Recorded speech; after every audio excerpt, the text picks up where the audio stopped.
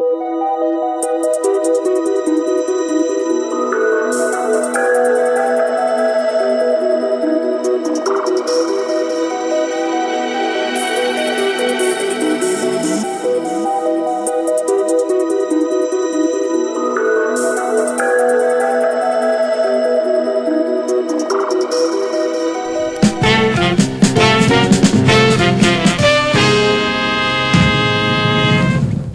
to the Mike Douglas Show. I'm Richard Thomas, and I'm Mike's co-host.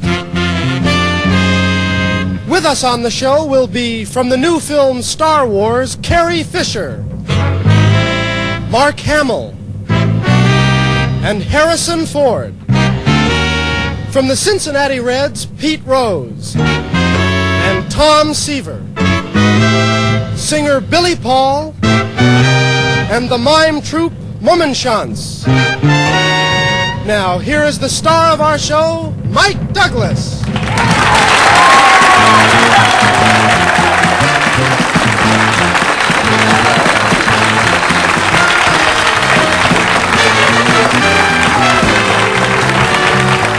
Thank you. Thank you very much. I am not Mike Douglas. Yet.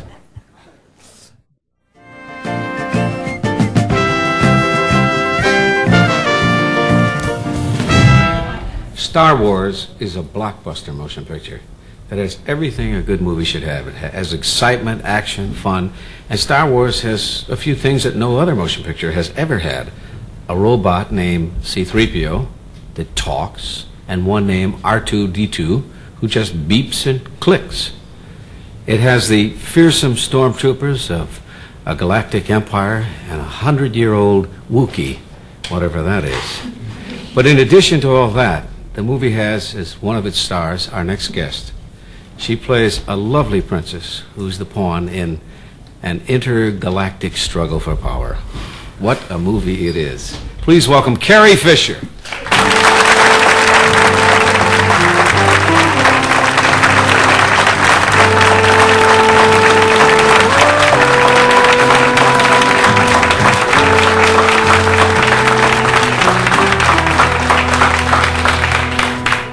Forgive me for just staring at you, but I know your mom and I know your dad well. And when somebody looks at an offspring for the first time, they say, let's see, do I see some of the mother? Do people do that? Father's eyes. You got your father's eyes for sure. Yeah, well. Her mother is Debbie Reynolds, her father's Eddie Fisher. I think all of you know that.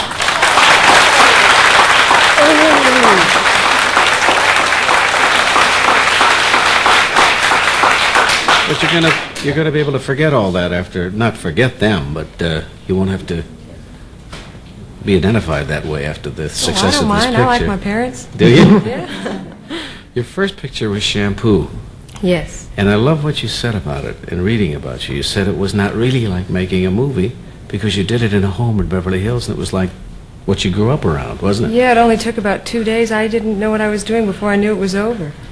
So I was about 17, and I went to school after that. So it's almost as if I don't really remember doing it. It's like how did it happen to you? Did Warren Beatty ask you to do the part, or what? No, a friend of mine was in it, and he recommended me. He also confiscated the rest of the people, the list of the rest of the people that were up for it. So Warren couldn't call anyone else to get the part. So a little sabotage, and you get a role. Now, which brings me to the present movie, Star Wars, since you told how you got that role. I'm told that you just received a letter telling you that the role was yours, and I've never heard of anything like that in all the years I've been in this business. Oh, no.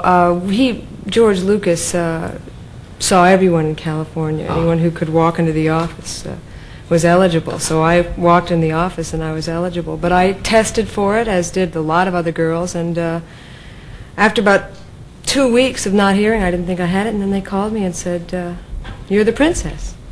That's marvelous. And the Wookiee, by the way, is 200 years old. 200 years old?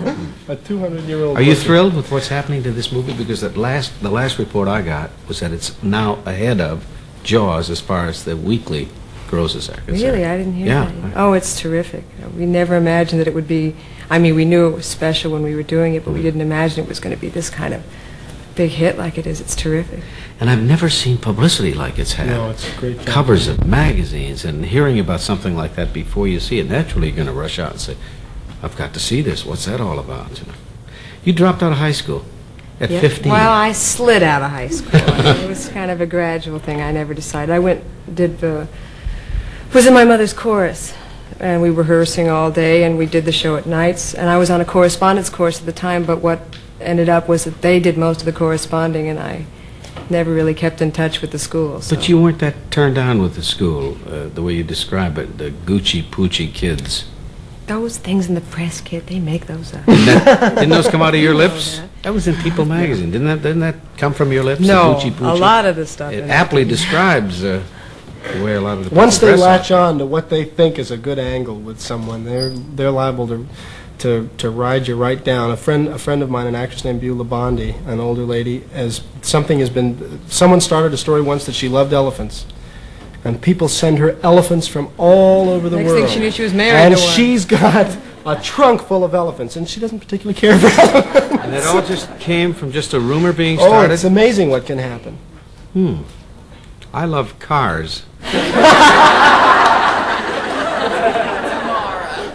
Long, shiny cars. Fast, with engines that idle at 105. Let's start rumors. What do you like? I'll start a rumor about you. Everybody starts sending you things. Oh, dear. Well, I like cars. I like work. Yeah, I do too. Yes, I like work that's a a lot. good wish. Did you grew up around this business? That's all you heard. That's all you knew about. Did you just from the very beginning say that's going to be my life? Yeah, my parents loved their careers, so it was always, they set a very good example for going into show business. Always looked like a lot of fun to me. My mother could fall in the mud and shoot people. They'd fall over. You know, it was adult recess. It was terrific. Yeah, but there's something along the way that ignites something in you, something that you did either in front of an audience or in front of a group of your peers that sparked something that you said, hey, that's kind of nice.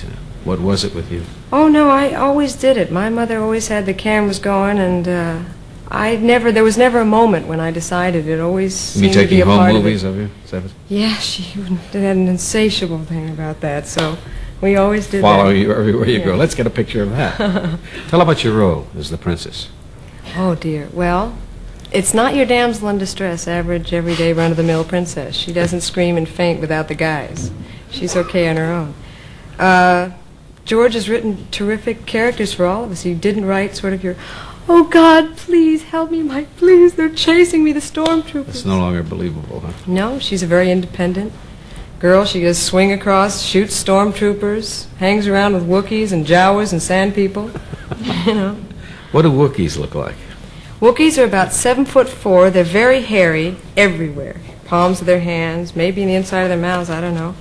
And this one co-pilots the Millennium Falcon, the plane that Han Solo, Harrison Ford's plane. And he's a smart guy. Doesn't much like me when he first meets me, but maybe it's a different in size or something like that. I don't know. Was this fun for you, doing this Oh, it was movie? terrific. We got to play with multi-million-dollar toys. You That know? is terrific. Get to shoot guns, and if we could just close our eyes, and they'd fall over. We'll meet Carrie Fisher's co-stars right after this.